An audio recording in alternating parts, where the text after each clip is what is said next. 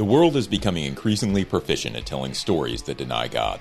As such, we need Thinking Christian to become as natural as breathing. Welcome to the Thinking Christian podcast. I'm Dr. James Spencer. Through calm, thoughtful, theological discussions, Thinking Christian highlights the ways God is working in the world and questions the underlying social, cultural, and political assumptions that hinder Christians from becoming more like Christ. Now, on to today's episode. Hey everybody, welcome to this episode of Thinking Christian. I'm Dr. James Spencer, and I am excited today to welcome Carl Amari. Carl is a radio, TV, and film producer, and he spent a number of years producing audio Bibles, which we're going to talk a little bit about and dig into. He's also the host of a national radio show, and so welcome, Carl. Thanks for being here, man. How you doing? James. Wow, appreciate it. Thanks a lot. Yeah, absolutely. Well, I mean, I think probably just to let the guests get to know you a little bit and what, who you are, what you do. But maybe tell us a little bit about, where you came from. What's your story? How'd you get into radio, TV, and film, and where you, how that came about? Well, it came about through my love of radio drama. So when I was a kid, I'm 61 now. So when I was a kid in the 70s, watching Batman and Twilight Zone and Wild Wild West, I had no idea that there was this medium years prior called the Golden Age of Radio, where The Shadow and Jack Benny and Gunsmoke and Dragnet were on the radio. Had no idea. Of course, my parents grew up listening to those shows. But when I was 12, I was at a sleepover at my friend's, and we were being rowdy, and his father put on a cassette tape of a scary radio show. And I, all of a sudden now I'm seeing these pictures in my mind as opposed to watching them, right? So I'm seeing all this action happening in my theater of my mind. And I was absolutely, I got to tell you, James, I was absolutely blown away by this experience. And I started to learn all I could about these shows that were on the air before the advent of television. So way before TV was ever invented, 30s, 40s, and 50s, these great radio shows. So that kind of got me on a path. And so when I was in high school, I was collecting all of these shows from various, companies that were selling them. And then when I got into college, I took communications and got on the radio, started a radio show on my college station, and I was playing these radio programs. And believe it or not, I got a cease and desist letter from. You've heard of the man called the Man of 1,000 Voices, Mel Blanc. Have you ever heard that name before? I have, yeah. Well, he did all the voices to Bugs Bunny and Porky Pig. Sure. So I played one of his radio shows, and I got a cease and desist letter from his attorney. I was, as you could say, kind of scared about it, a little bit nervous about it, and then learned that these shows, are still, many of them are still copyrighted and things like that. So then I kind of turned it into a business where I would contact George Burns, who I got to be very good friends with over the years, and Jerry Lewis and Bob Hope and, the Jack Benny estate, Red Skelton. And I started licensing these radio shows and then put them back on the radio. And, because I just loved them so much, I didn't want to see them, go away. I wanted other people to experience what I was enjoying. And so I started a business where I was not only broadcasting these shows, and I still do today. I still have this a radio show today where I play these great radio programs. So, how did I get into the Bible side of it? Well, I'm going to try to point you in that direction. So I love these radio dramas and always thought, wow, you get such an interesting experience with your mind's eye, right? The theater of the mind. And I grew up listening to single reader audio Bibles like James Earl Jones and the Alexander Scourby Bible.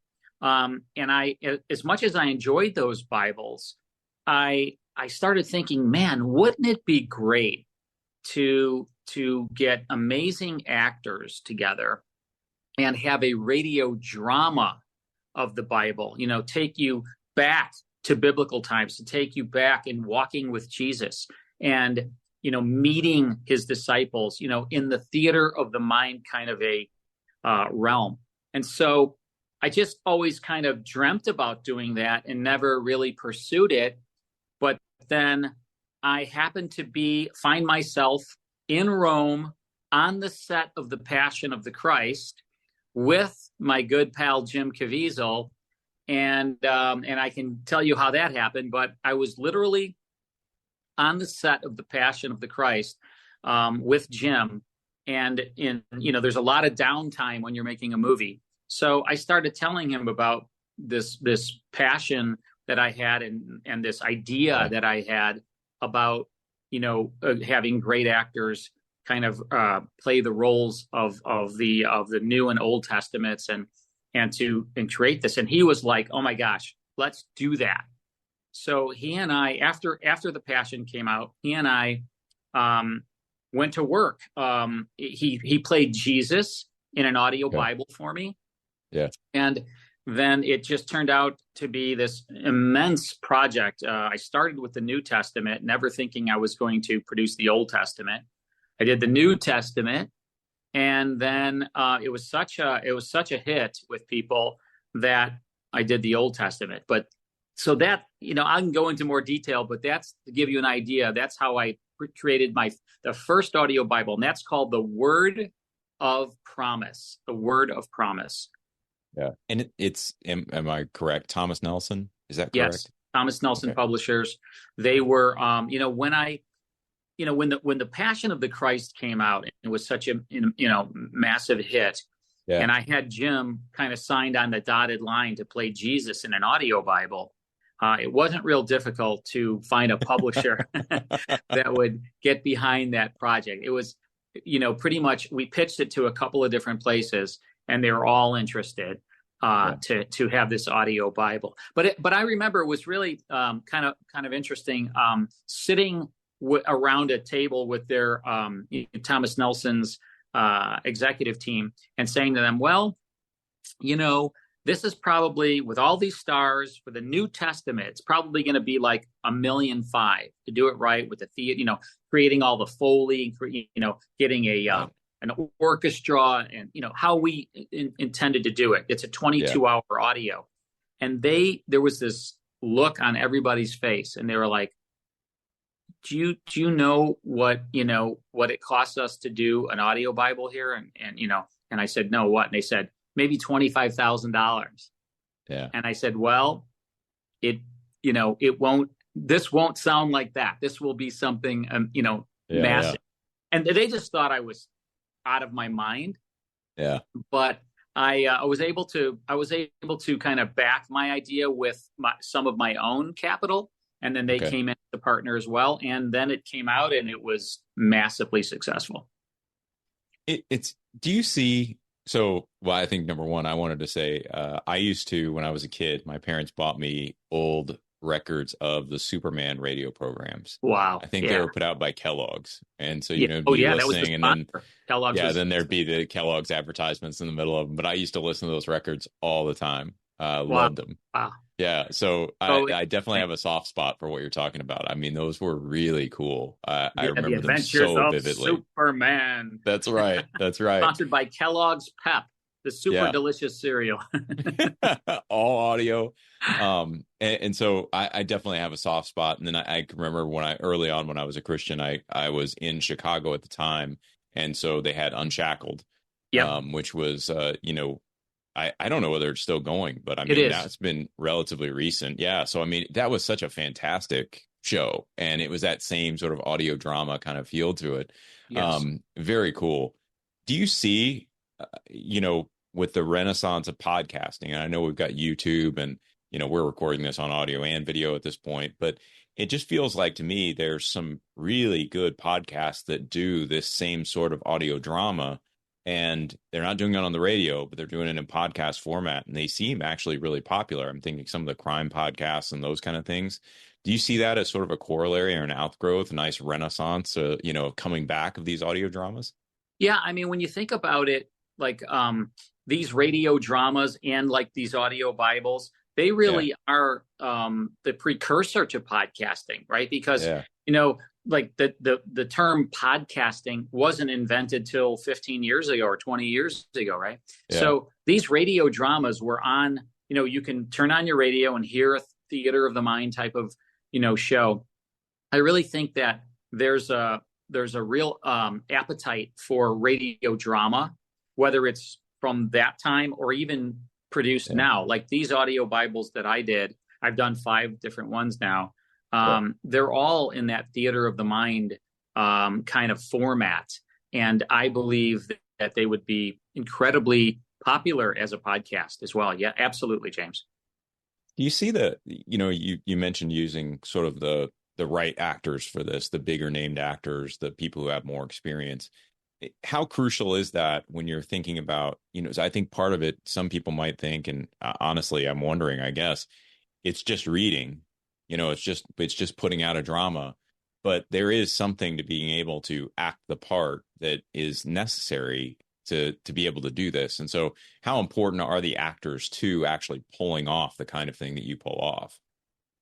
Hugely important, because, these really are not a reading. They're really a performance. So like, even though they are reading a script, they have to bring it alive. They have to make it, and there's a really a technique to it. Like I can read something to you or I can act it. I'm not an actor, but when you have a great actor, what they can do with the written word is incredible. So it was so important to not only have believers, like we put out the word to the Hollywood community. This is what we're doing, through an agency. This is what we're doing. If you're interested, and if you're a believer, if you're a Christian, we want to hear from you. And with the full Bible, there were like 700 roles. Wow. So I was getting calls and fielding calls from people like John Voight and Richard Dreyfuss and Marissa Tomei and, John Rhys Davies, Michael York, incredible believers and actors.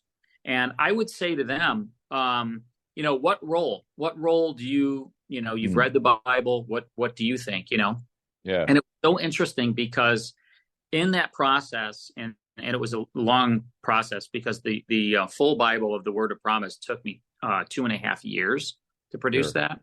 Yeah. It ended up being 98 hours on 79 CDs. It's available via digital download too. But this incredible, we scored it in Bulgaria with the Bulgarian Symphony Orchestra. It is, every piece of music is fit for that scene. It's like, we were like how you would a movie, it was composed for that scene. So it's not like canned music. And the Foley, the literally the sound effects were all created for it. But getting back to the actors, it's so important. Like I remember Richard Dreyfuss having a talk, conversation with him over the phone just before Zooms, and we were on the phone and I'm like, Mr. Dreyfuss, I'm a huge fan, and I'm gonna say a name. I'm gonna say a character in the Bible that I'd like you to play, and I'll bet you're gonna think, why would Carl want me to play this role? And I said to him, I'd like you to play Moses. And when people think of Moses and they watch the 10 Commandments, it's tough to get away from Charlton Heston. Right. Huge voice in Charlton Heston, But biblically, when you read about the character of Moses, he was not an eloquent speaker. He wasn't a deep voice speaker. He actually, there's even some kind of reference that he might have even had a speech impediment. A stutter of some sort. So I said, I don't want a big, booming, incredible voice. I just want an incredible actor for this role. And you're the guy. And he said, Carl, it's so funny that you should ask me to play Moses, because I have to tell you, I am a Jewish scholar and I read the Bible every day. And I have always fantasized about playing the role of Moses. in something, and here you are calling me today and asking me to play Moses. And it's a big role. I mean, I remember we were recording him in Carlsbad, San Diego, and he would just, as busy of an actor as he is, he would go to that studio and he would just knock out this, it's a big part. Yeah. And just an amazing experience for me as a producer, to have someone of that magnitude playing a role in my audio. It was incredible. So when you did the audio scripting, did you have to reconceptualize? I mean, it's not a reading of the Bible, but how did the scripting of it actually work? How did you create those dramas, as far as that just scripting process, I guess, would be what it is. Well, it was really, that was so super important, because you have to have, obviously we didn't want to deviate from the scripture at all. So the only thing that I hired 2 priests actually that are script writers, that knew the text and knew the scriptures backwards and forwards, but they were really talented writers as well. And what they did, the only thing that we removed or changed from scripture was he said, she said. So there was no need to have he said or she said in it, because they're talking to each other. Yeah. And so they literally, they started with the New Testament, and that took maybe 3-4 months. But then I said, hey guys, you know what? We're doing the Old Testament now. And I remember them like ready to fall off their chair. Like, what? So, but yeah, so I had them along with a theologian, who was the director. The director was a theologian. And cool. It was really important to follow the scripture. And I got to tell you, it's so crazy. I mean, even today, I will still get people that will reach out to me. And I produced this audio Bible, 15 years ago. I'll have people come, say to me, I was listening to the Word of Promise, and I said, wait a minute, that's not in the Bible. That they don't say that in the Bible. And they'll take their Bible and they'll look and they'll find it. And what that tells me is that when you read the Bible and when you hear it performed for you like a movie in your mind with these incredible actors, you get a better understanding of the word, because, you're reading it. It's kind of one dimensional, but when you're listening to it with this theater of the mind approach, you just understand it so much more, and you understand what God, which obviously was written by God, what his intent was for you to understand. It's interesting. So I went through seminary, and one of the first instructors I had who was teaching biblical interpretation, what he would have us do is he would have us go through an operation on our computers. We'd copy and paste a portion of the Bible over, like a full book, let's say, copy and paste in a Word document, and then find and replace all of the chapter headings and verse numbers, like just get rid of all of those and create one solid text. And then he encouraged us to read them aloud at home, like to actually not just read them silently, but to actually voice them at home. And when I did it, I always found it helpful. There was something about having to speak the words. And I know it's not exactly the same thing, but I do think that auditory process of actually forcing yourself to hear what is being said, as opposed to just reading it and kind of echoing it in your head, you're actually saying it. It does give you a different sort of familiarity with what's going on. You can't sort of, quote, skip over things in your mind, which I think a lot of times when we're reading silently, we kind of you kind of zone in, zone out. But when you're doing it, that audible aspect just really does help. Very cool. It's more sensory. That's right. It's not only, your eyes are reading it, but you're hearing it. And then when you add multiple actors and music and sound effects, it's pretty powerful. Yeah. Yeah. I believe it. That's pretty amazing. So how do you see, I know you're doing your national radio show, but do you think about podcasting as a potential medium to do more of this? Like, I mean, Yeah, I think of stories in church history, and like it just feels like there's so much there that you could play with. yeah, I'm really I'm working on finding right now. I'm working on finding like the perfect host to take one of my audio Bibles. Probably start with just the New Testament. I've done other ones besides the Word of Promise. I did one called the Word of God. I did another one called the Breathe Audio Bible, and which Kevin Sorbo was in, and he's incredible in that. And the Word of God has Kristen Bell as Mary Magdalene, and it has just so many incredible actors: Sean Astin and Blair Underwood, and Malcolm McDowell plays Caiaphas in it, and just Nice. incredible. Yeah. But I'm really searching right now to find the right host to do a podcast with one of the audio Bibles, and probably have it like, the New Testament is about 22 hours. So that would break down to be like maybe like 52 episodes of like 23 minutes or 24 minutes, something like that. And do something where that host can kind of set the stage for the listener, and then take them back to biblical times, right? To when Jesus was walking the earth with the New Testament, starting obviously with Matthew, and then running through the Gospels and all the way to Revelation, and to like set it up and then say, next time we're going to explore this, and then so it's right now I'm in that search mode. Cool. And if I find the right host, I want to produce a really cool sort of maybe like a walk through the New Testament type of thing. Yeah.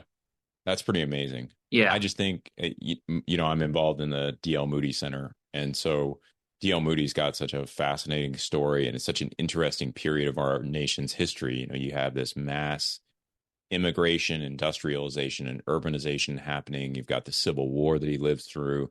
Like so many of these little interesting, not little, but these interesting events that are going on around him. And this one guy from a relatively small, 2,200 people, 2,500 people town in Western Massachusetts is doing these amazing things on a world stage. He's just such a fascinating story. And you can look back in George Whitefield, Jonathan Edwards, Moody's not the only one. There are so many of these characters that are just living through these fascinating times. I've always thought that movies are cool. I love movies. I love watching movies. I think the pictures are great, but I also think this audio medium is such a powerful medium, and not that it's easier to produce. I wouldn't even assume that. But I do think that in many ways, it's almost more accessible now than video. Yeah. I don't know how you think about that, but what are you seeing there on the trends of video movie versus audio?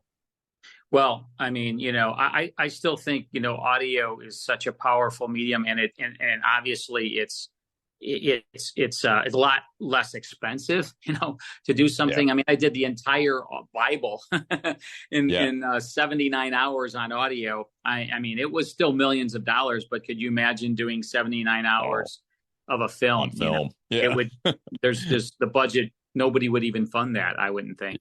But, and as great as that would be. But, I think that there is definitely, I'm loving what I'm seeing in the film world with some of these incredible movies like that, that some of these distributors now are they're embracing family friendly and Christian movies, and better and better and better. The production values are better and better. My friend Jim was just in an incredible, movie, that was, kind of family friendly. In a way, but it was a story that needed to be told, obviously. Right. Yeah. But these companies are producing. We're working on a movie called Eli's Ark that is an incredible story of a man who, I don't want to get into it too much, but about a man who decides he wants to build an ark, and it's set today. It's not, but it's Yeah. It's a great story, and we're talking to major actors to star in that. I mean, like top actors. Yeah. We think we'll get it done. Very cool. Yeah. Yeah. I don't know. When I think through the creative process and I think through, obviously some of those old shows we were referencing, Batman, Superman, they're fictional, right? Others of them were more comedic, a little bit Wait a more minute, there's not a slapstick, real right? Superman? You just Yeah, probably come not. on, I just ruined James. it. No Tooth Fairy either. You know Santa's not what? You real. could probably Yeah. play Superman. I'd cast you as Superman. Thanks a lot, man. I appreciate that. I'd look good in a cape, I think. Um, but obviously Unshackled was rooted in true stories. And I think that a lot of what I'm seeing in the podcasting world, aside from just like interview formats like this, is that, hey, let's go back through these true stories, very kind of documentary style. Yeah. And it's fascinating to watch how many people are actually listening to those and engaging in real life stories that are just being told in a compelling fashion. And I think that's the real kicker of it. How do you tell them in a compelling fashion? How do you punch them up, right? So that they're not just, news and sort of boring and dry, but that they really do have some kick to them. Yeah. Well, I think that's why Unshackled is still around today. And it's been around forever. I mean, I think it goes back to, I think it's the longest running syndicated radio show of all time.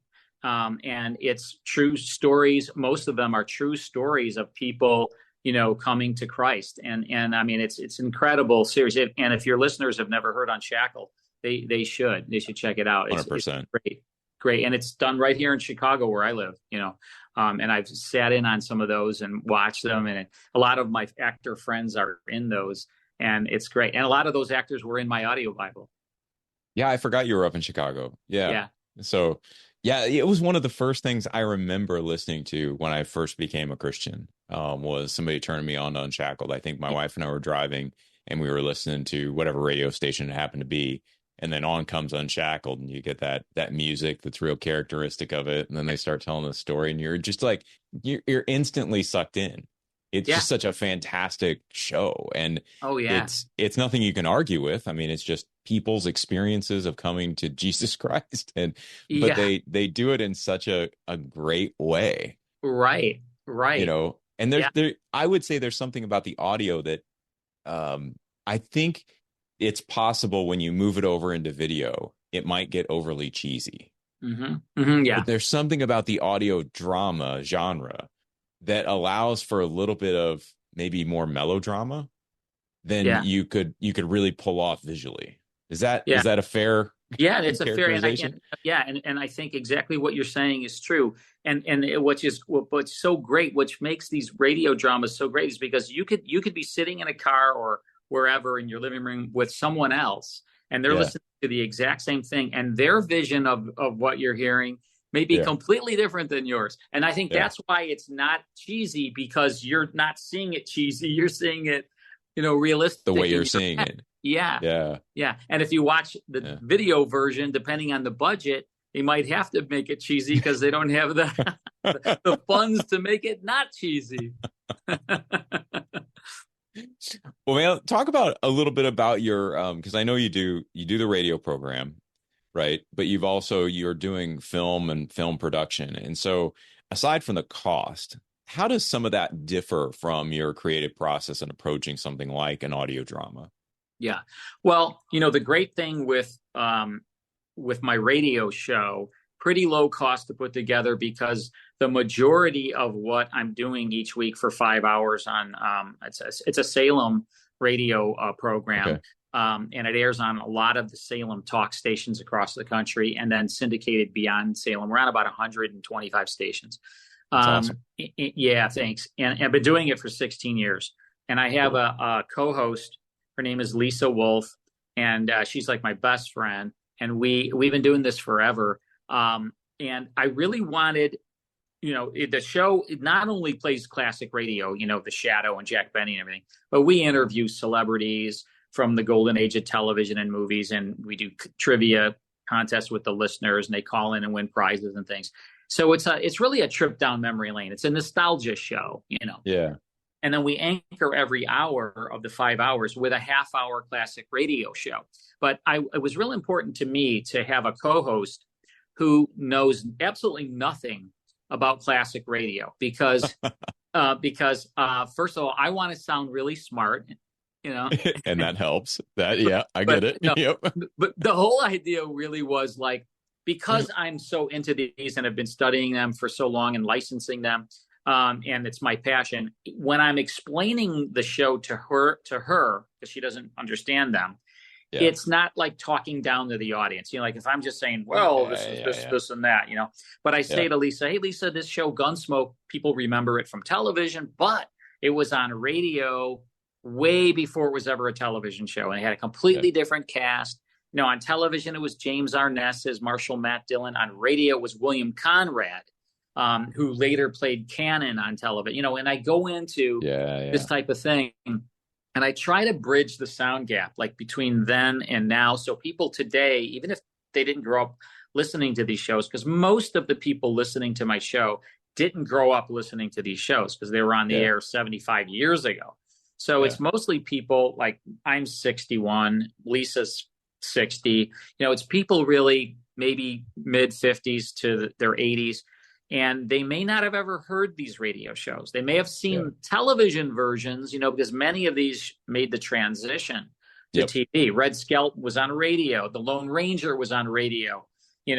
Jack Benny was on radio. And then they made the transition come late 40s, early 50s when television was invented. So, so the great thing about that show is most of the time, every hour that we're on, is a show that is already produced. I don't have to go into the studio and create Gunsmoke. I have the master recording that I licensed from CBS. And so we play that. And the rest of it is games and celebrity interviews and things like that. So it's not a real expensive production to do. So it's easy to be on the air a long time because it's not costing me a fortune to do it.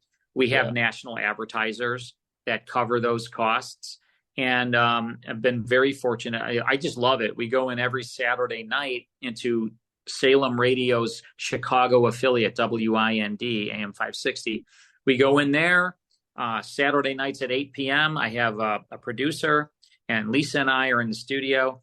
And we just wing it. There's no script. I have notes, but there's no script. And it's fun. And people, we get, there's never like a day that goes by that someone doesn't reach out via email or text or whatever and say, oh man, I love this, or play The Shadow, or, play Abbott and Costello. And that it's great. I love it. And so that's kind of what I do. Every week I do that show. That's like a big part of my week.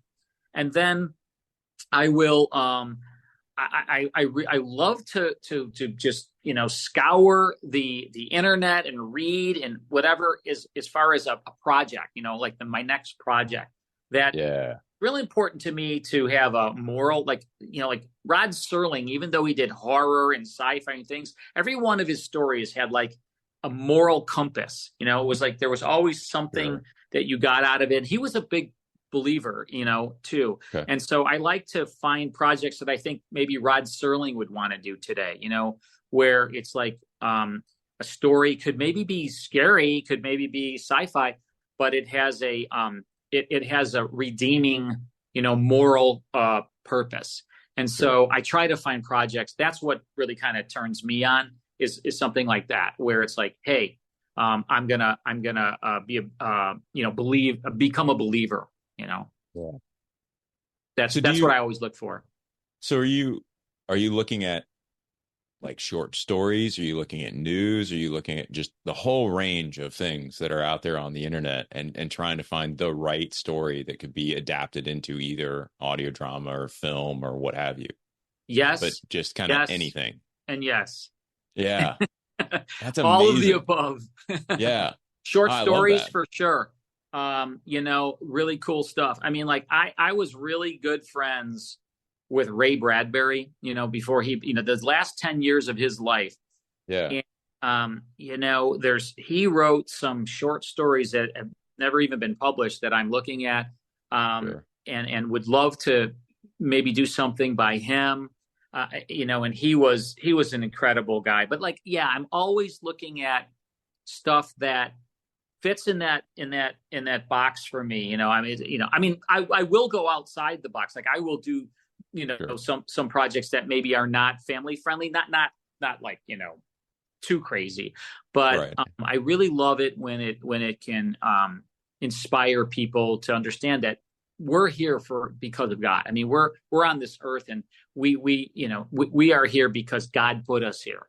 And so I really love to with my audio Bibles especially. I mean, I get people that contact me, or I read some of the reviews on Amazon and things like that, where they might say, I was lost. My daughter died in a car accident. I didn't want to live, and I heard this audio Bible, made me understand, I understood why I'm still here and why I need to continue on. And, I mean, just the most incredible reviews in that way. Not only reviews like, oh, I love the audio, but it changed my life. It made me a better person. It brought me to God.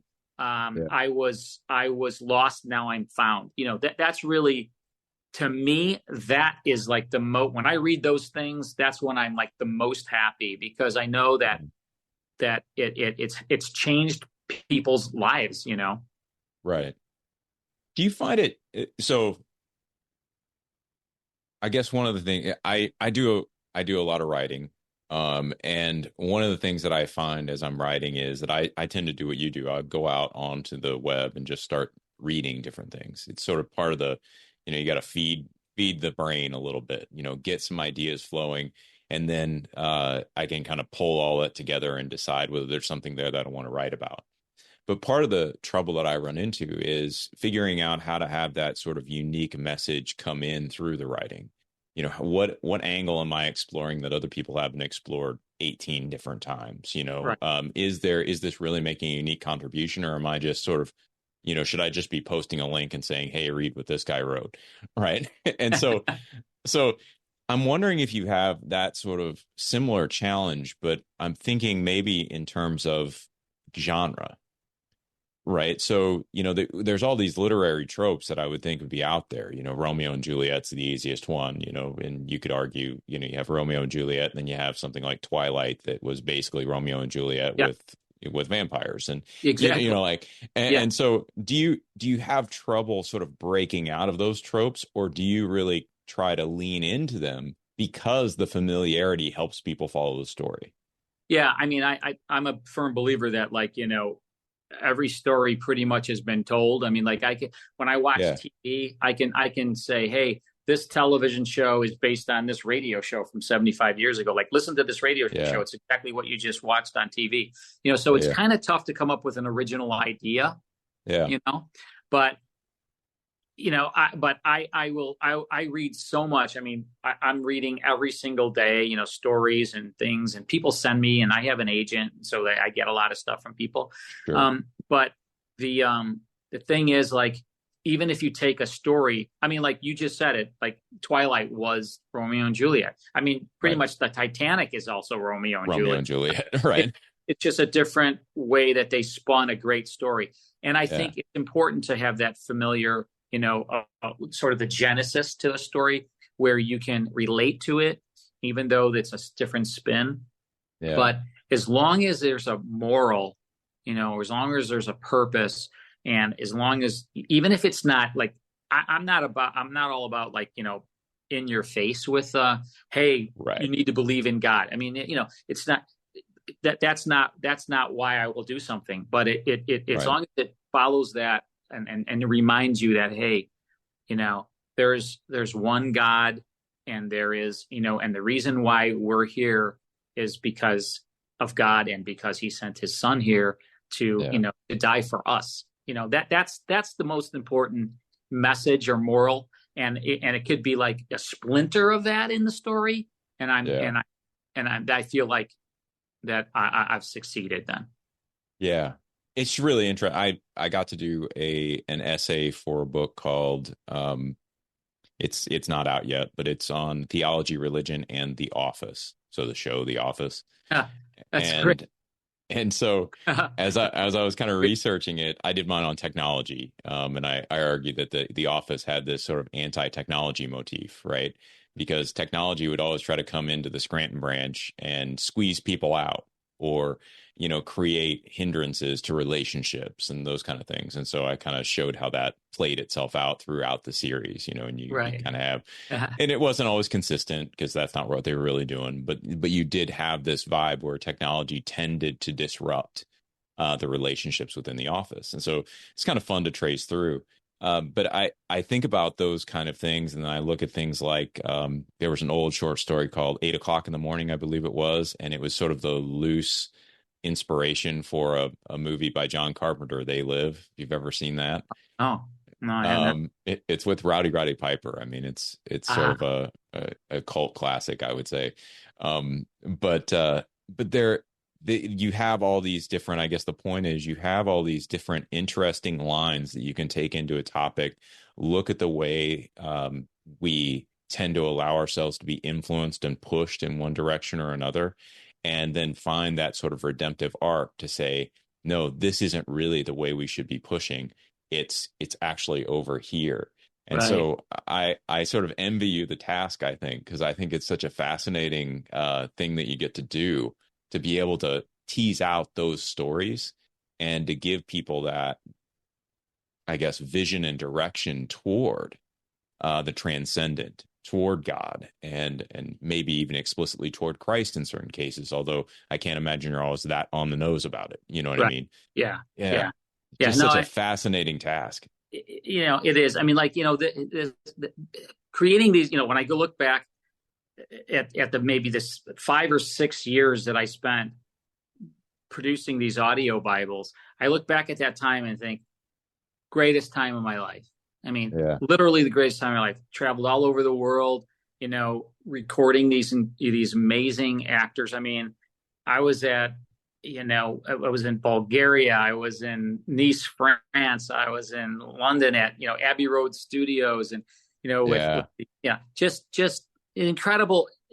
But it was, and, there was a lot of praying with the actors, and a lot of, making sure that we are doing it right, because this is God's word. But I really feel I'm so proud of those audio Bibles. I listen to them all the time. I'm so proud of them. I'm more proud of that than anything else I've done, really, really and truly. And that's why when you asked me to be on your podcast, I was so honored, because I don't get a lot of opportunity to talk about that time, in these audio Bibles, because I'm doing movies now in my radio show. But I really appreciate it, because it was just such a glorious time to work with all these actors who believed in what because we couldn't, like, you can imagine, we had some of the biggest actors in the world. John Voight played Abraham, and he was on that series at the time. It's like, and he or Gary Sinise, he played David. He was on CSI. CSI show. He would, on his lunch break, would run over to the studio to knock out a half an hour of audio for me, and then go back. So these were actors that weren't doing it for the money, James. They were not doing it for the money. Believe me, I was paying them the minimum union that the union made me pay them. Okay, right. And they out of their busy schedules made it work. Did this for me, and so when you see that, right, okay, I'm doing the right thing when that's happening, and I would love to do it again, I mean, if I would love to do it again, but God, I feel like in the Bible they talk about how God doesn't choose always the most qualified person to do something. And I definitely don't think I am the most qualified person to have done those 5 Bibles. I mean, for sure. But I do feel like I was on one path, I was making movies. That's why I was I was out there on the set of The Passion of the Christ because I was actually meeting with Mel Gibson's partners and Mel on a movie that I was doing. And I just happened to be there. And then I was friends with Jim because Jim had actually starred in a movie for me called Madison. If you ever get a chance, check it out. It's a pretty good movie. If I do say so myself. Jim is great in it. Bruce Dern is great in it. It's a really cool movie. And so all of a sudden I'm like, okay, I got to do this. Like, I'm going to stop what I'm doing. I'm going to stop doing movie stuff to do this Bible. So I really feel like it was a calling. And I'm, as I say, it's the most proud thing that I've ever done in my career. Well, I think it's interesting, and I'm really glad. I'm happy you agreed to come on. I'm happy we've had the chance to talk about it, because I think that it's interesting to hear how that initial passion of hearing these radio dramas ultimately led into you being able to do this audio Bible. I mean, if you really think about it, and I mean, you have a nostalgia radio show for a reason. It's because these things are easily lost. I mean, we don't really listen to the radio that much anymore, comparative to other things. I mean, to say it's been more popular in the past, I think, than it is probably now. And a lot of those old shows, I mean, you mentioned Dragnet earlier, and I remember watching old Dragnet episodes on Nick at Night when I was a kid. I never knew it was an audio drama. And so it's just kind of cool to think, all these things are sort of like they're touch points, they're cultural touch points that are really important.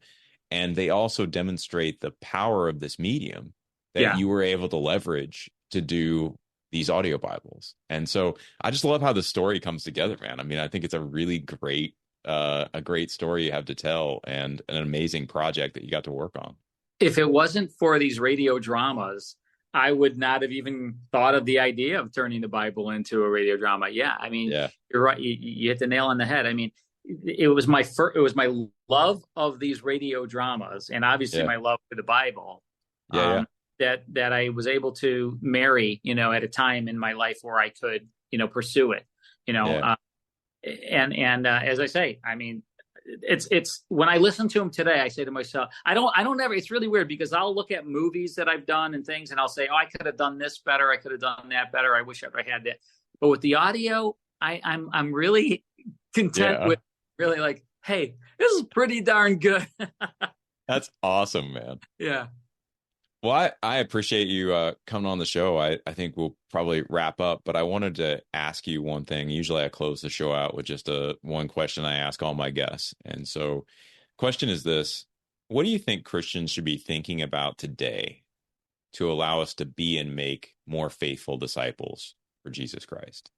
Yeah, well, I mean, it's all about communication. It's like everything I do is communication. And I think, we're what you're doing and what I'm doing on your show right now, hopefully we're inspiring people to learn more about God if they don't know enough about him, or you can never know enough about God, really. Yeah. But I think I think what we could do is communicate to people, which you're doing, and God bless you for what you're doing, because my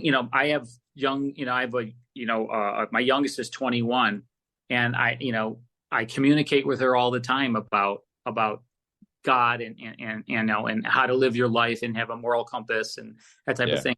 And I just think communicating, and whether that's through a podcast or through just family or through emails or just going to church and meeting people, or however, I play on a baseball team with a bunch of guys, and they probably like, okay, enough, Carl, I got it, I get it. Okay. They're probably sick of me, but communication, I think, is a key thing. Yeah. Yeah. That's a great answer, man. I mean, so I ask all my guests that, and this is an interesting twist, like you said earlier, it's hard to come up with something new, but it is really an interesting twist on some things that I've heard from other people, which is the little things actually matter. Like just the basic blocking and tackling of our faith, and actually saying the words, communicating it, conveying it consistently is just so crucial for what it means to be and make disciples for Jesus Christ. So I love that answer. Absolutely. Thank you. Thanks, James. Very cool, man. Well, thanks for being on the show. Folks, you can look for links in the show notes to kind of connect you to Carl and some of the other things we've talked about on the podcast here today. And I just encourage you to go check out the audio Bibles that Carl mentioned. Again, we'll link those in the show notes, but really encourage you to go check those out. Listen to God's word, be in God's word, read God's word. It is so crucial for us as Christians to do that. And so thanks everybody for being here. Thanks again, Carl, for being here. And we'll catch everybody on the next episode of Thinking Christian. Just want to take a second to thank the team at Life Audio for their partnership with us on the Thinking Christian podcast. If you go to lifeaudio.com, you'll find dozens of other faith-centered podcasts in their network. They've got shows about prayer, Bible study, parenting, and more. Many of us feel hurried. And did you know that being in a hurry is costing us more than we realize? Hi, I'm Jem Fadling, co-host of Unhurried Living, where my husband Alan and I help people learn to live and lead from fullness rather than on empty. We provide resources and training to teach you healthy patterns for rest, work, and spiritual connection. With more than 25 years of experience at the intersection of spiritual formation and leadership development, Unhurried Living seeks to inspire others to rest deeper, live fuller, and lead better. Join us each week as we continue to have conversations about leadership, soul care, the power of prayer, and much more. You can find Unhurried Living at lifeaudio.com and on your favorite podcasting app.